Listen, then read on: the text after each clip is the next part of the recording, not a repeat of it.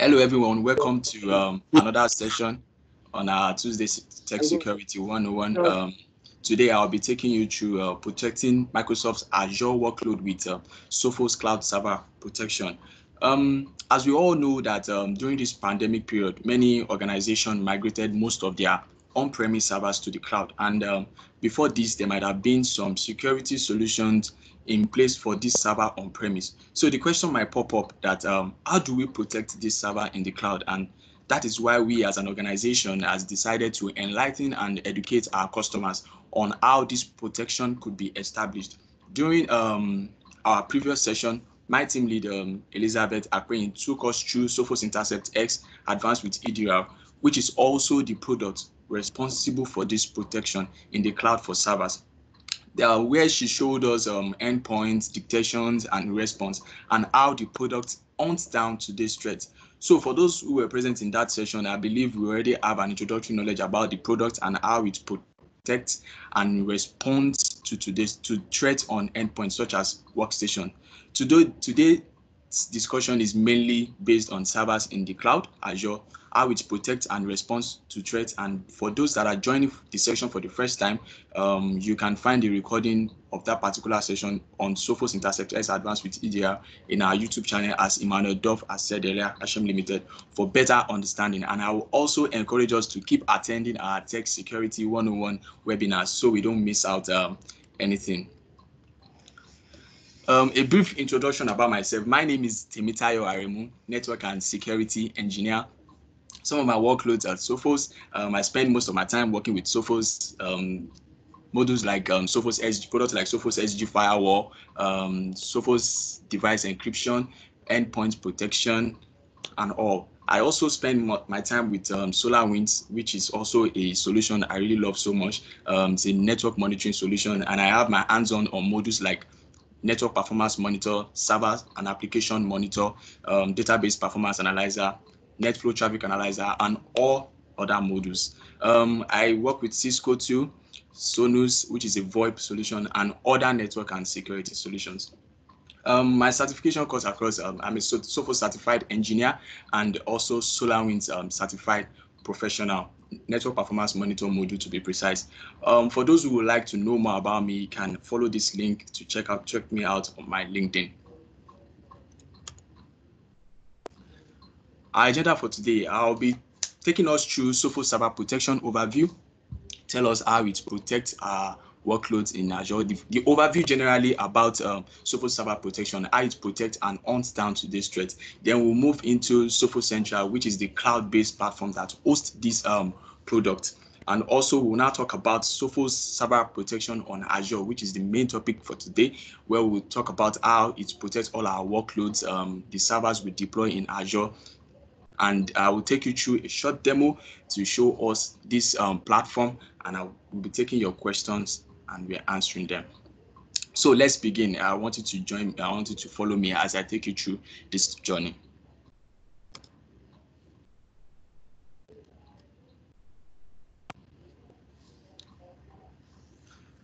Okay, Sophos Server Protection overview.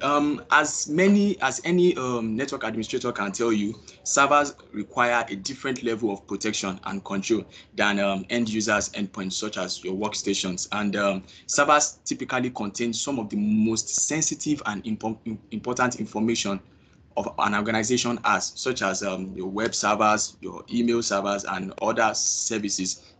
As such, they are high-value targets for all kinds of attacks, including ransomware, which is increasingly used by cyber criminals to extort money out of individuals, which means the staff of the organization and also businesses at large. And server also share resources on the network, and so performance and availability are critical factors. These factors are what has driven Sophos Server Protection strategy of providing a range of specific server protection against today's threats. So let us now talk about the features with next generational technology of this Sophos Server Protection. What this means is that the Sophos combine standard endpoint protection features such as malware protection, host intrusion prevention, web and application control, DLP with more advanced next generational technology. And these advanced threat protection suites include tools such as ransomware protection, application whitelisting, malicious traffic detection, and Sophos Synchronized security heartbeat. I'll be taking you through all these features one after the other. So the first feature I'll be talking about is CryptoGuard for server. This is a beautiful feature on Sophos Server Protection that it offers to your workloads in Azure. As I said earlier, that servers are increasingly high-value targets for attackers. That's especially through ransomware attacks. So Sophos CryptoGuard constantly monitors file writes for encrypted files.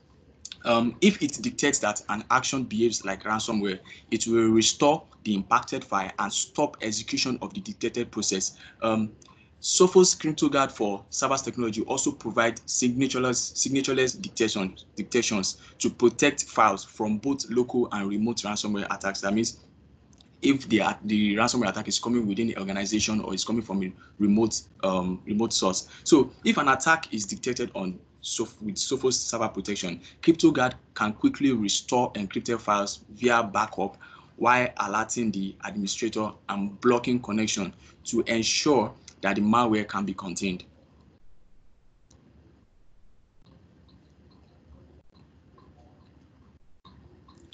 Malicious traffic detection. This is another feature that Sophos Server Protection offers to you once you deploy it on and you use it to protect your Azure VMs in the cloud. Malicious traffic detection ensures that malware can't report to remote command and control service. How is this being done? Once let's say an attacker has that opportunity to even infiltrate into your server, what it does is it tries to exploit the server and try to communicate with the command and control server so that it can upload malicious malware into the server. So what malicious traffic detection does is it stops that process. It stops that process from that malware so that that malware can't report back to the command and control service. And it does not do that alone. It also monitors all the HTTP traffic to look for suspicious traffic. That means the traffic that is coming in and is going out of those servers. Malicious traffic detection also monitors this traffic so that it looks for any suspicious traffic that is looking like malware. And this suspicious traffic cannot only be blocked, but is also analyzed further by Sophos Lab so that the new malware patterns can be created. Server lockdown. This is another feature of Sophos Server Protection, which I find very interesting, and I'll be showing us more during the demo. What does this do for you?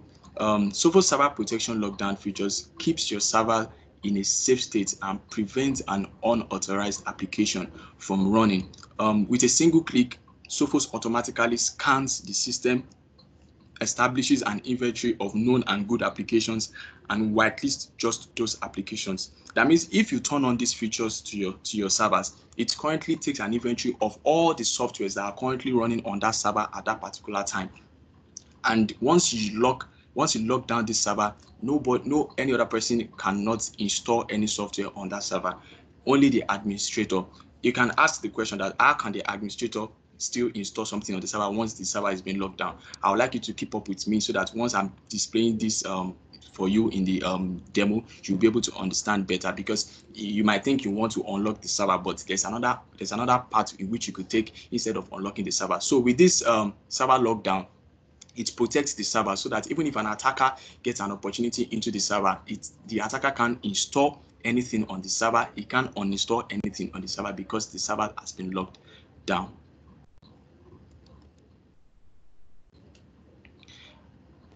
Another feature that Sophos Server Protection gives you is Server Protection Synchronized security, and this is being achieved by you having another product by Sophos, which is Sophos SG Firewall. Sophos Synchronized security is a unique Sophos-only technology which allows app products to exchange information via a security heartbeat, and this heartbeat provides real-time threat intelligence between Sophos SG Firewall service and other endpoints. This heartbeat also protects end users from accessing potentially compromised service, and with a simple alert, it allows the administrator to take a quick action once a threat is being detected. And one thing, the heartbeat synchronization happens in such a way that if you have an integration between your Sophos SG firewall, which is another product that you have to purchase with server protection on Azure, and these both products are available on Azure.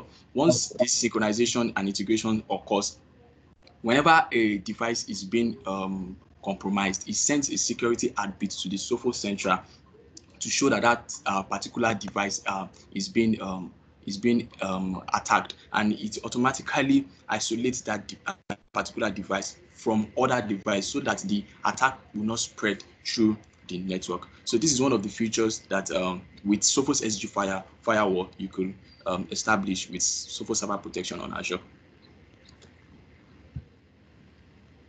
So I've actually been saying since that Sophos Server Protection on Azure, someone can say that is it only available on the cloud? Sophos Server Protection feature is for any environment. It's another product that supports hybrid cloud architectures, and all these features such as anti-malware, web security, that detects potentially unwanted app, web control, anti-ransomware, malicious traffic detection.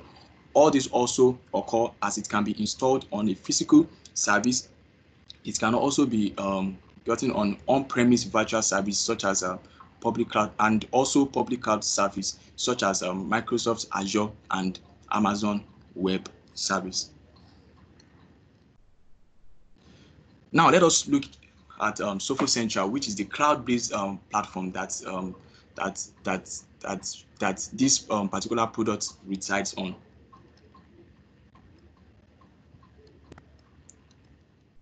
Sophos Central is an important component of a hybrid cloud strategy.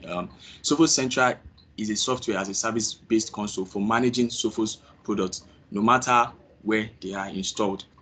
The same console can be used to manage perimeter solutions such as SG Firewall and any other endpoint solutions, including the server protection that we are talking about. So it's not that that only server protection occurs only in Sophos Central. There are other products that reside in this Sophos Central, and examples of them are endpoint protection, Intercept-X, encryption, mobile security, cloud optics, and all. And it manages server protection not only on-premise server but also cloud-based servers, which can be found on Azure or AWS.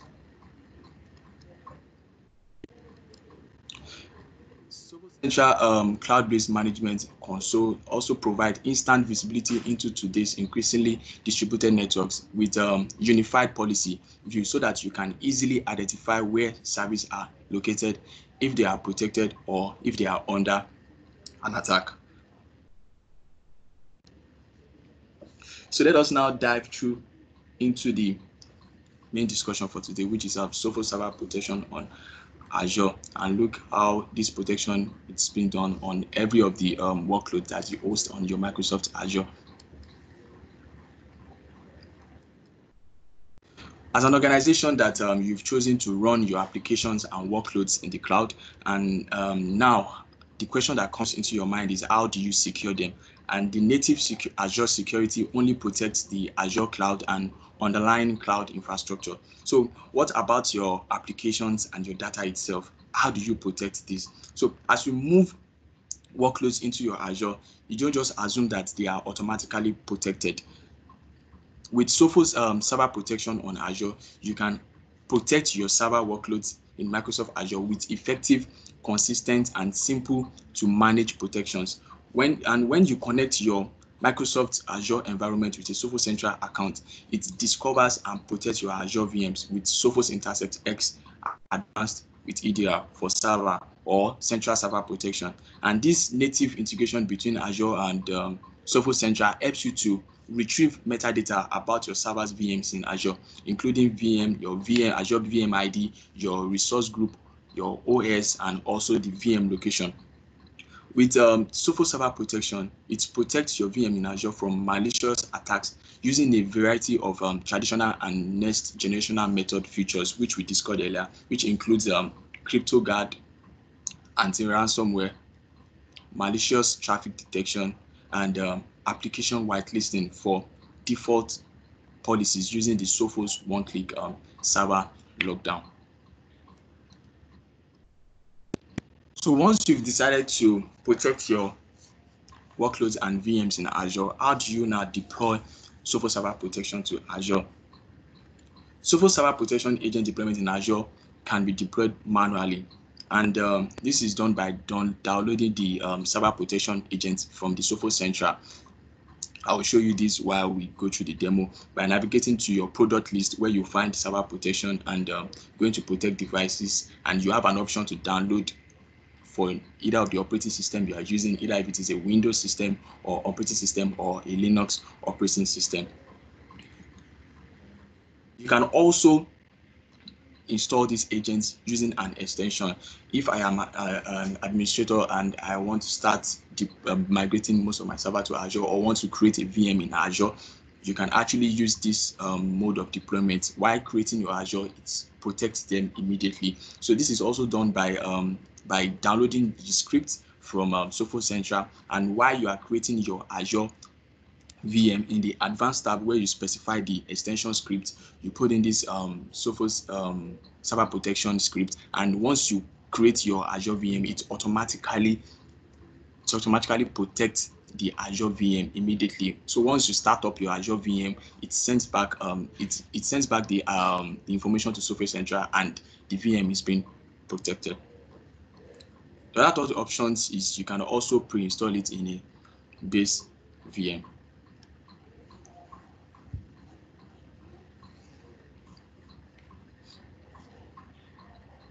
So let us talk about the key benefits of Sophos Server Protection in Azure. Any VM that you deploy in Azure are easily protected without sacrificing performance, whether Windows or Linux. Intercept-X for server includes powerful anti-malware using a variety of traditional and next-generational methods, including machine learning to identify malicious files, anti-exploit and anti-hacker capabilities, as well as CryptoGuard anti-ransomware and application whitelisting, which is done by Sophos one-click server lockdown. Management is also easy in a single console alongside other products like endpoints, mobile and wireless devices, web and email gateways, all within a single cloud-based management console on Sophos Central.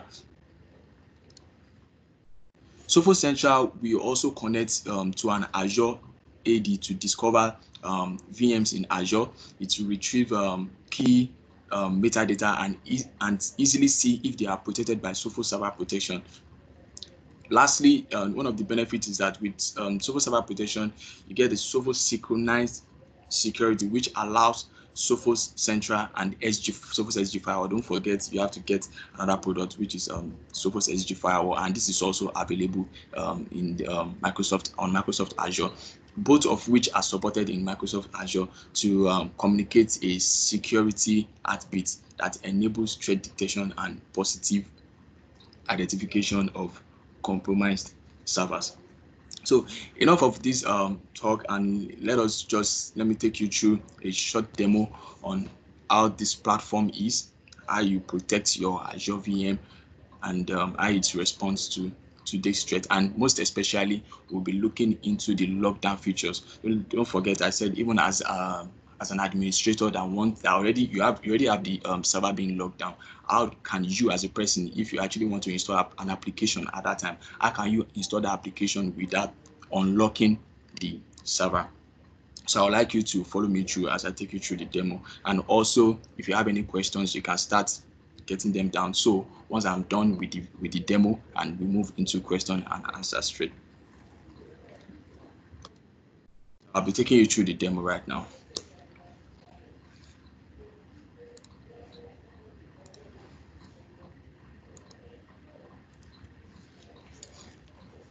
Okay, so this is my Microsoft Azure platform where I have my 4 servers here that I deployed, my VMs that are currently running on Azure. This is my DCO1, my DNS server, these two other servers are the ones I installed using an extension, and I manually installed an agent on these ones. So let me take you through the Sophos Central. So this is how the Sophos Central looks like. Once you it is a cloud-based platform, so you don't need an hardware device. You can just go to central.sophos.com. I'm currently running a trial license. So this is the overview of how the Sophos Central looks like. You can see it is not as if it is only server and server protection that's only on Sophos Central. We also have endpoint protection, we have server protection, we have mobile security, encryption that's used to encrypt your data, wireless protection, email gateway, firewall management with your SG firewall, Sophos fish threat, which we talked about last week, and also cloud optics. So today we will only be looking into server protection alone. So this is the dashboard that you see. You can see I have most recent threat cases. These are the threats that the server has discovered, Sophos server protection discovered, that tried to, these are malware that tried to infiltrate into the server, and it blocked them. You can actually click on the that particular malware to see more about the malware, to see the threat analysis malware. You can see the root cause is coming from car_com.zip, and it's being detected. You can also analyze it further to see how the threat moves, the root cause, and also you can decide to isolate this device. This is another beautiful feature. Once you think the threat hasn't been dealt with and it's still moving the around the device, you know, all the VMs in that, you might have your VMs in Azure being networked together. To avoid the threat moving and running around your networking, you can actually isolate this device so that this device does not have access to the network any longer. So it won't be able to, the threat won't be able to move around. So when you're done dealing with the threat, you can now remove the VM from being isolated. So you can also get your logs and reports, and all these logs and reports are based on the policies you've set while doing the configuration. If there are any policy violators, you can actually get you can also get your reports and logs based on the servers, how many servers are active, peripheral control, that means the removable devices such as USB, blocked applications, allowed applications. You can generate so many reports under this, and also under web control. If you access some websites through the servers and some are being blocked, you can actually check the block categories, the warn sites, the block sites, and the policy violators. So that takes me to the servers. So currently I have 3 servers here. You can see on my Azure platform, I actually add 4 servers. So this means that it is only 3 servers that those endpoints are running on currently, because if I click on this, my Azure VMs tab, I can see the 4 servers, and you can see it says that no Sophos agent is running. So this, I'm seeing all the servers here on this tab list because I already integrated my Azure AD with my Sophos Central, and this configuration, once you're done with every configuration on the Azure, where you create you register an application, you create the client secret, you now integrate with your server protection by providing the application ID and every of the information needed, so that be able to integrate with Azure. Once you integrate, it automatically brings in every of your Azure VMs from Azure here, whether they are being protected yet, whether the Sophos agent is running on them yet or not. This is when I was talking about the metadata, because if you click on sorry, let me go back. Because if you click on this server, you can see these are the metadata that it displays. It shows you the Azure VM ID, the resource group, the subscription name, the subscription ID, Active Directory ID, the OS type, the VM location, provisioning time, and if the Sophos product is running on it, you can see it's running on it. But if you check for this particular server, you can see it's telling no Sophos agent is running on it currently. So once you integrate your Azure Active Directory with the Sophos Central, you'll be able to get all this, retrieve all this metadata in case you need them, and you cannot even access your Azure VM. You can also create server groups, so you can decide to group your servers. You can see I created critical servers that are critical to me, and I grouped them together. So this tab is for servers. If you are hosting those servers in AWS, you can also connect them with AWS. But because today we are basically talking on Azure, that is why I am showcasing the Azure part alone. So you have the configure options, which shows you all the policies that can be created automatically. The base policy is automatically enforced on every VMs that you bring in. So it's now left for you as an administrator to either clone the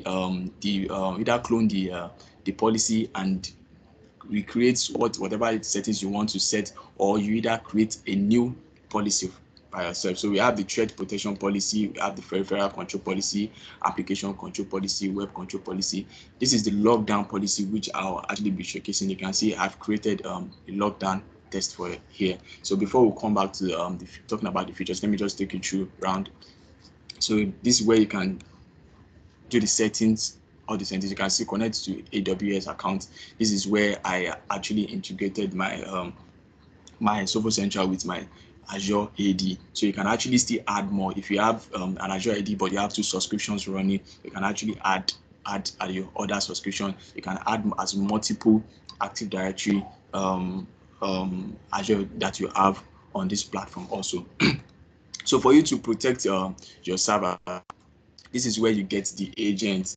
So you can download for Windows Server. If you want to install the agent manually, you have the option to download for Linux EDR installer and Linux Server installer. For your virtual environment too, there's one for Hyper-V and VM installer for EXSI, which is VMware.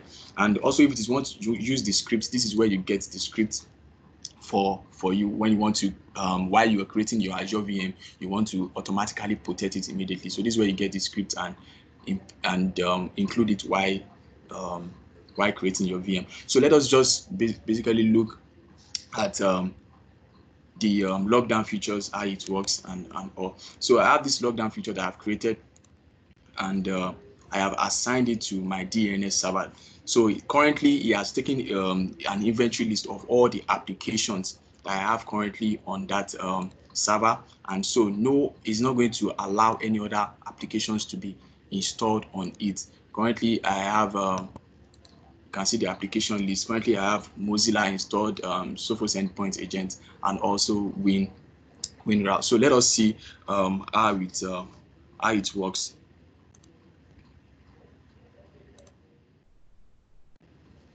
So here is the server. So okay, so I'm trying to install,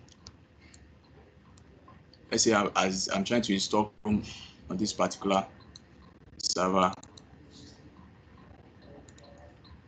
Once you run the code, you can see server lockdown has blocked Chrome setup.ease. So even if it's an attacker that comes into the server and tries to run any application or anything whatsoever, it is not going to allow it to be on. I'm trying to install Skype.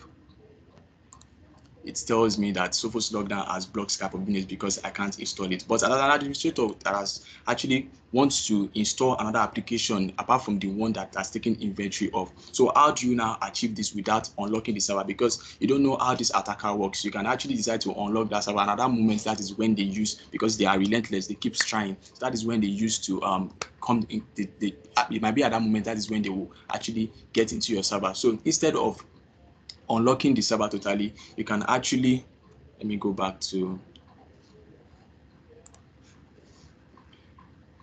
so I'll go back to the policy and show you how you can achieve that without unlocking the server.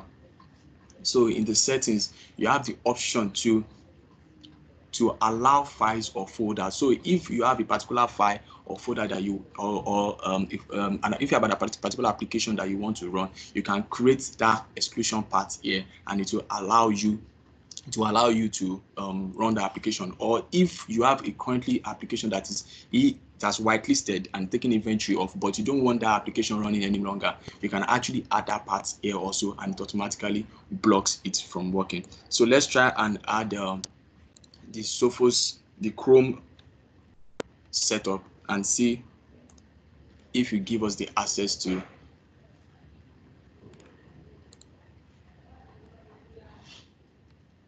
So this is the folder. So I'm going to save the policy and try to access and see if I'll be given permission. You can see that it has allowed me to on the application. So instead of you totally unlocking the server, you can actually just create an exclusion list for that particular. And another beautiful feature I said about this server is because server lockdown is because you cannot uninstall any application that has been currently whitelisted and taken inventory of. If you try to uninstall any application, it will actually block you from also doing that.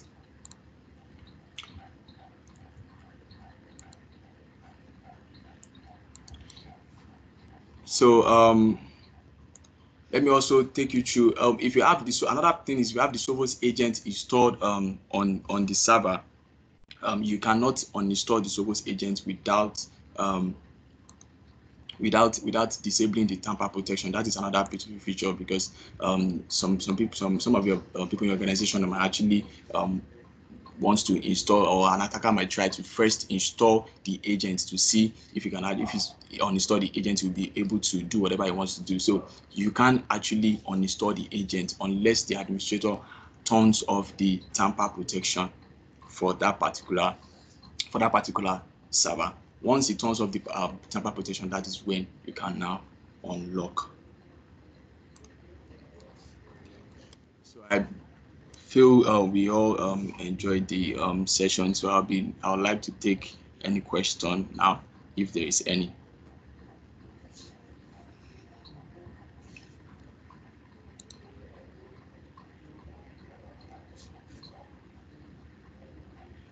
Thank you, Temitayo.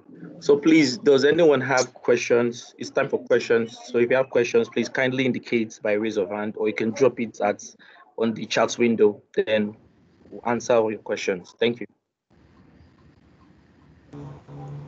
Someone is raising hand. Okay. Yes, hello. Yeah, please go ahead. Hello. Thank you. Okay. Thank you, Temitayo. So quick question, maybe I missed it. When you have your server on lockdown and you need to install an application, I think you said something, you have to create a policy, right? Or how do you get to install the application? If I said okay, you can continue. Finish with your question. Okay. Why the server is on lockdown? Okay. How do I get to install an application? Okay, so what I said was that let me take you through you already have policies for the lockdown policy. So the base policy, this is the base policy. So once you lock down a server, you cannot actually uninstall any other application again, because it will have taken the inventory of all the current softwares that are currently on that server. So any other application you are trying to uninstall, it won't take it. So what you can do as an administrator that wants to install another application on that server without unlocking the server, so you have a lockdown policy. You can create a lockdown policy, so you can see I actually assigned that policy to this DNS server. And what I said in the setting was that it should allow files or folders from this particular part on the server. So this is the part where the Chrome I tried to install at first when I didn't create this part. That I got a block action. This is the part where the Chrome application resides in. So immediately I included the part and saved the policy. Since the policy has been applied to that particular server, I was able to run the Chrome. I hope I was able to answer your question. Okay, with what you just said now, it means if I want to install an application, I need to come here and add the file, the parts. Yeah. If the server is on lockdown, yeah. Okay. Thank you. That explains it. You're welcome. Oh.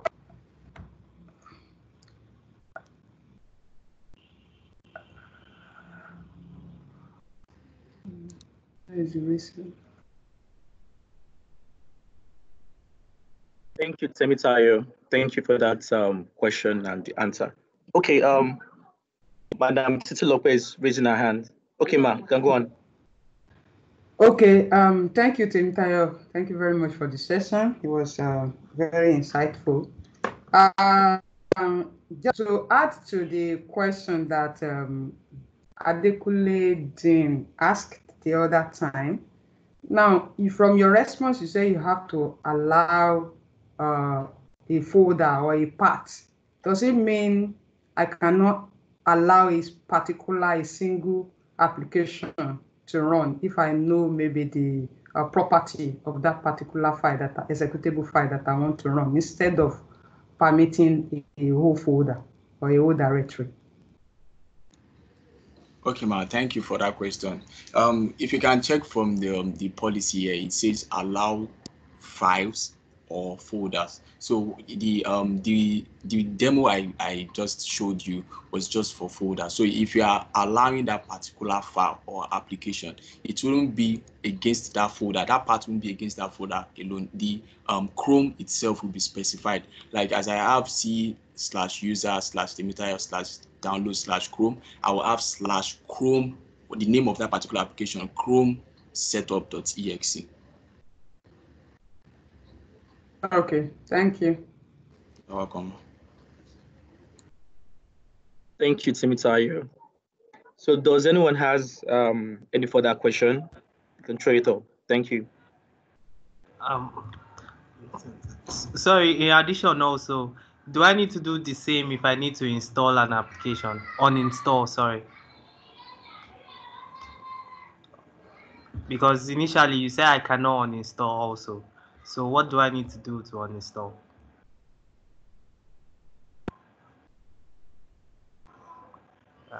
Can you Hello? hear me? Yeah. Yeah, I can hear you. I can hear you, Dean.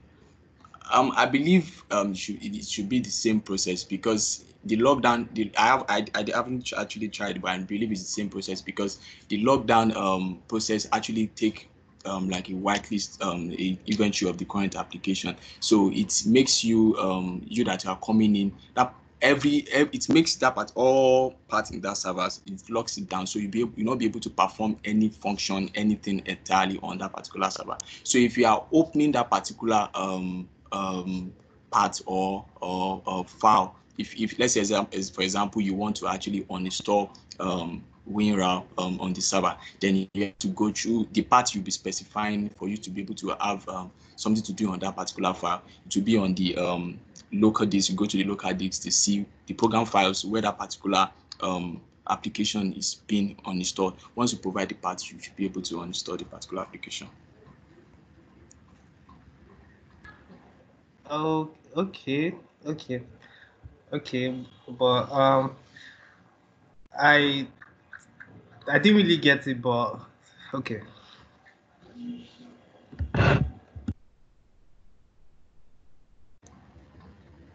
Do you want me to come again? Thank you, Temitayo. Okay. Okay. Dean, sorry, do you want him to come again, or we can go ahead of the No. It's fine. It's fine. I'm good. No problem. Okay. Temitayo, there are some questions on the chat window. Okay. In the 3K, Okon is asking, what is whitelisting?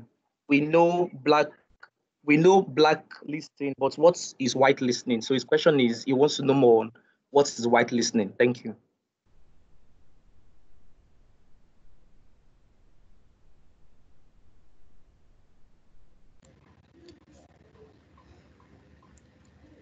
Okay, thank you, Indifreke, for that question. So if you say whitelisting, just from the English word, it's like you are allowing some identify entities access to a particular privilege or something. So that privilege you're talking about right now is the lockdown privilege. So it's like we're allowing the current softwares that are currently running on that particular server that privilege of lockdown. That means you can't actually uninstall or do anything on that particular thing. So it's like you whitelist. I don't think if I'm able to answer that question just from the English. Let me help you there. Okay. So just like you say blacklist, when you blacklist something or a person, let's just take for instance a building. You have told the security person that when this particular person, take note, look at the picture, when this person come, is not allowed or is not permitted to enter into this compound. So you blacklist that person from entering into your compound. The same way you go back to the security and say, this set of people are allowed to come in and this set of people are not allowed. So while you are blacklisting somebody or you are blacklisting an application, you are preventing it from running or from preventing the person from coming in. When you whitelist an application, you are saying those are the only applications that are allowed to run on that particular machine. That's what it means. The same way you have for your email, they will say go and add a particular email address to safe sender list so that you'll be able to continue to receive email from such email address. So take whitelisting in that light as well. It's the same. Are we able to answer your question? Yes, thank you very much. Thank you, Tim Tayo.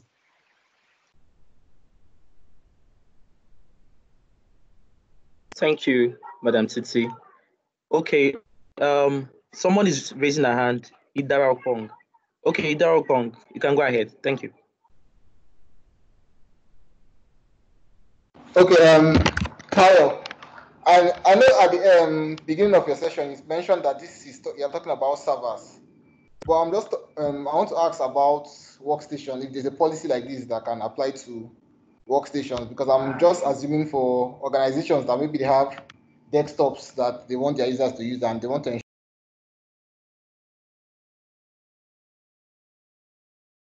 something else and start using it. Maybe it's a shift organization, an organization that runs shift, maybe. So they just want to have workstations that they have installed particular apps that will be used just for the job that the user is going to use it for, and they don't want external or additional applications on that system. Is there a policy for workstations as well, like this? Thank you, Dara, for that question. Yes, there is. You can see currently I'm on the endpoint protection. This is for workstations. That is for individuals. So you can actually see you have application control here. So you can actually specify which applications to be allowed on that particular workstation. Once you create the policy, you can see controlled applications. You can add applications. You can see application vulnerabilities based on the category. If it is email, if it is game applications, any applications, they are all categories are here. So once you add those categories of applications you don't want to be allowed on that particular workstation to the list, and you apply that policy to that particular workstation. Yeah, sorry, just to add that, is it possible to apply to like a group of workstations or a number of workstations, so for a wide range, or you have to do it one by one?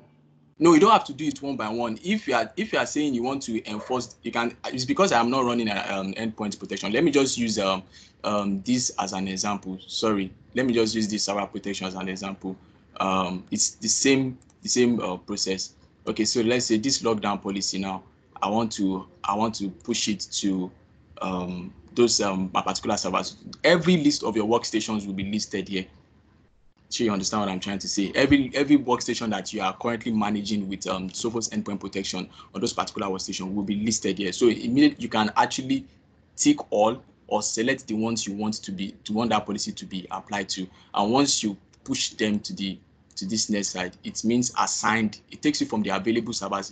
In the case of endpoints, you have available endpoints and assigned endpoints. So once you push those endpoints to this assigned endpoints and you save it, it automatically pushes those policies to all those endpoints. So you don't have to do it one after the other. Okay, that answers my question. Thank you. Thank you, Temitayo. So does anyone still have any further questions? Please, you can indicate so that will answer your question. Thank you.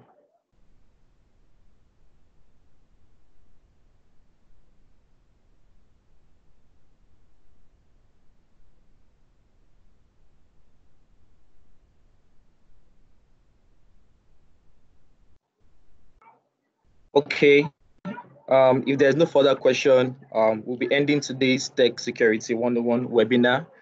Thank you for joining us in today's session on protecting Microsoft Azure workload with Sophos Cloud. Thank you to Temitayo Aremu for walking us through on this presentation and also the demo. It was really educative and insightful, and I'm sure that we all gained one or two during this session. As a reminder, we just want to remind you that you should try and fill our evaluation form on the chat window, and also you can join us for our Thursday webinar where we'll be sharing specific lockdown COVID-19 strategy, and you'll be able to get insights into that webinar. So in the absence of any question, we would like to thank everybody, and thank you once again to everybody that joined, and also enjoy the rest of your day. Thank you and see you next week. Thank you.